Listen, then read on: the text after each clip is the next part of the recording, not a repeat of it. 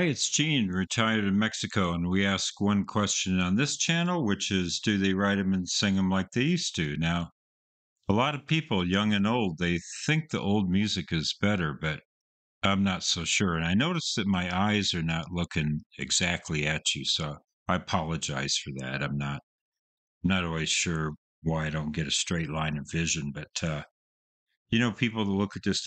By the way, when I talk to people, I don't know if you know this trick, but I look at one eye. I look at just one eye. That way, I'm not staring directly at them. It's just a little bit off, and it makes people feel more comfortable. I learned that trick, I don't know, 15 years ago or something. And I just look at one eye. I pick an eye and look at one eye. So, hey, anyway, so here's what we're doing today. The channel became a year old on April 25th. And so thank you to all the subscribers. And the video that has done the best is that video is Sabaton. It has over 7,000 views, and it was recorded and released on May 25th. And that's my most popular video. And as a thank you to all the people that view that, I'm going to do No Bullets Fly, which was recommended by Joe Violette, Skate the Water, and Cullum. Okay, I'm going to put it up here because I forgot the third person's name. But these are recommendations made almost a year ago, and I've kept them on my spreadsheet. And so this is the animated video. Let's go ahead and hit this up. I'm looking forward to it. I've already done a deep dive into the story here. Let me just show you that real quickly. This is the right here. These are the two guys here that they're talking about. So I went to the Sabaton website and I read the entire story. So there you have it. So let's go ahead and hit this up. It's December the 20th, 1943, and in the freezing air high above Germany, Second Lieutenant Charles Charlie Brown is at the controls of his B-17F, ye old pub. It looks like this is just going to be the story. So let's go ahead and watch this, and then we'll do the song afterwards. So it'll make the video longer, but I hope you guys don't mind. It's always a good time for Sabaton. At 11:30, approaching the target of the Focke-Wulf plant near Bremen, the pub is rocked as 4 explosions go off right in front of the B-17. A cry comes across the intercom. "We're hit!" In the plexiglass nose, a huge hole had been made. An icy cold wind was being blown inside, making freezing conditions for the crew. Engine 2 had been hit, and co-pilot Spencer Pinky Luke let out an expletive as he noticed a huge hole in the right wing. Releasing their bombs over the factory, the crew turned to the north, planning to head over the coast, then turn west for home. With one engine out and engine 4 now faulty, the pub started to fall back from the formation with another damaged plane. Sam Blackie Blackford in the ball turret watched as it disappeared into a cloud bank. There was an orange flash in the cloud. "Bandits!" Eckie shouted as 5 BF-109s streaked from the cloud bank. Then another cry. "Bandits!" as 8 FW-190s were spotted in formation ahead of the pub. Sergeant Bertram Frenchy Coulomb in the turret shot the 190 out of the sky. The navigator, Al Doc Sadek, took out the second. Pinky reported that engine 3 had been hit. That left just one engine at full power. The BF-109s attacked the pub from behind, swarming all over. But due to the cold wind running through the pub, most of the guns were frozen. In a turn now, the pub was repeatedly hit, taking extreme damage and killing the tail gunner. A shell penetrated and exploded near the waist gunners, injuring the crew and creating a huge hole. The oxygen supply was taken out and the pub spun towards the ground. With the crew unconscious due to lack of oxygen, the B-17 fell for 4 miles. Charlie started to come around and grabbed the controls, pulling back as the plane continued to fall. 5,000 feet, 4,000 feet, 3,000 feet. Just moments from hitting the earth, the plane pulled up, almost scraping the trees as it did.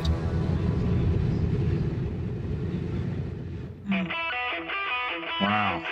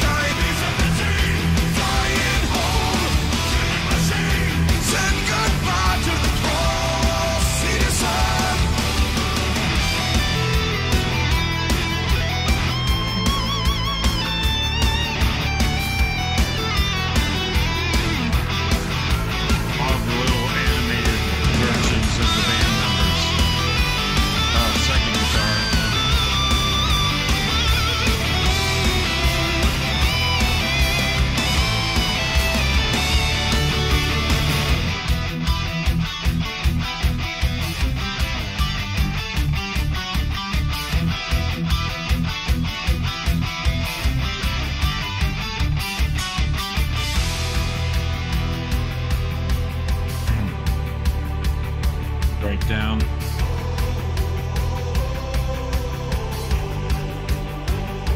Those choral harmonies are nice.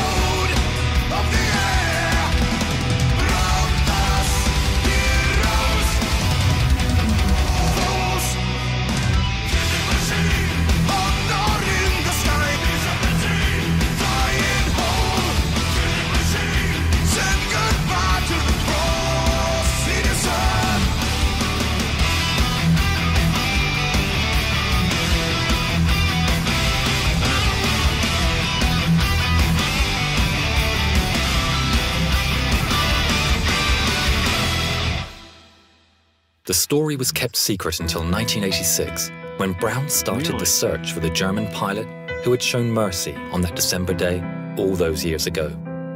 In 1990, Brown received a letter from a man named Stigler, who was living in Canada.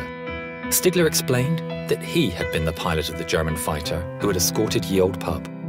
This video is of their first meeting. Franz, what were your feelings when you met again for the first time? I was so happy as we met that I clapped him and hugged him. Wow. Wasn't easy.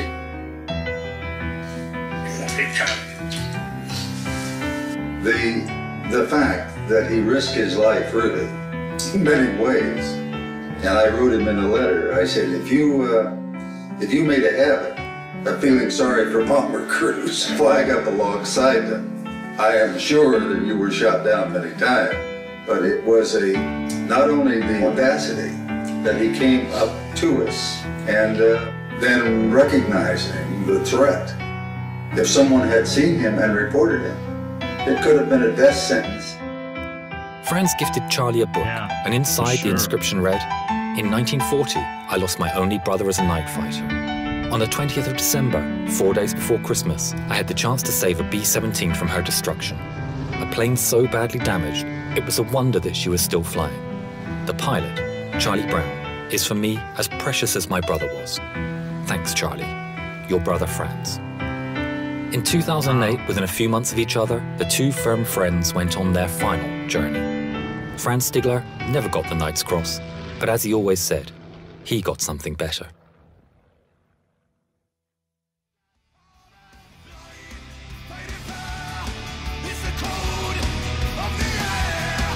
So more stories. I'm not sure how much of this is left. Mark, you gotta listen to it.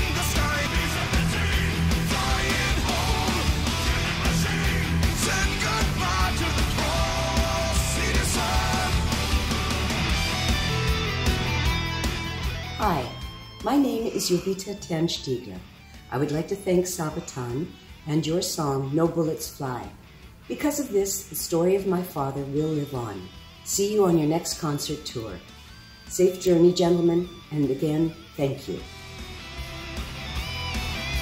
Wow.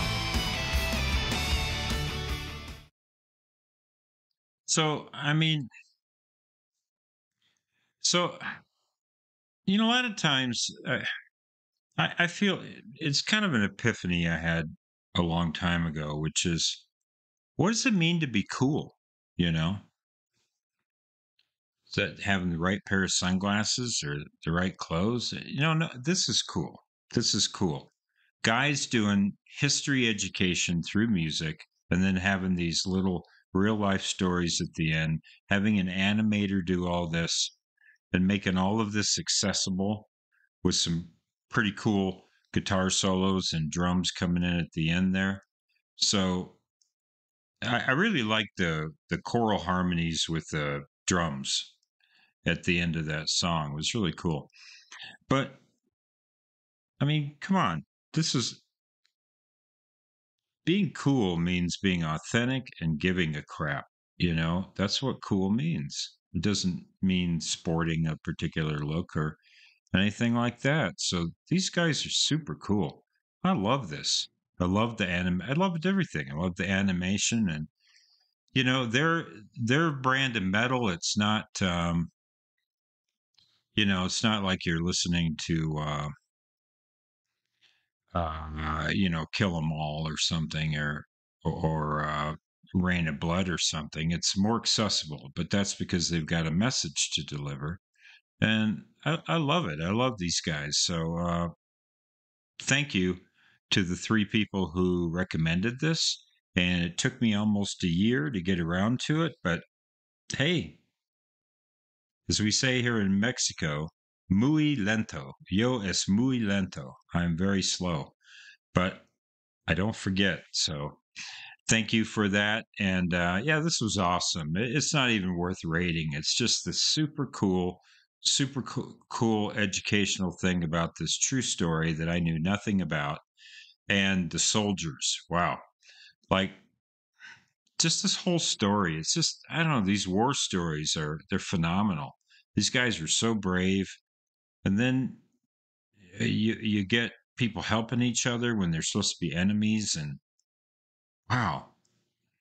So anyway, thank you for joining me on the channel. And again, I wanted to let all the subscribers know. And if you're not subscribed, you know the routine, you know the drill.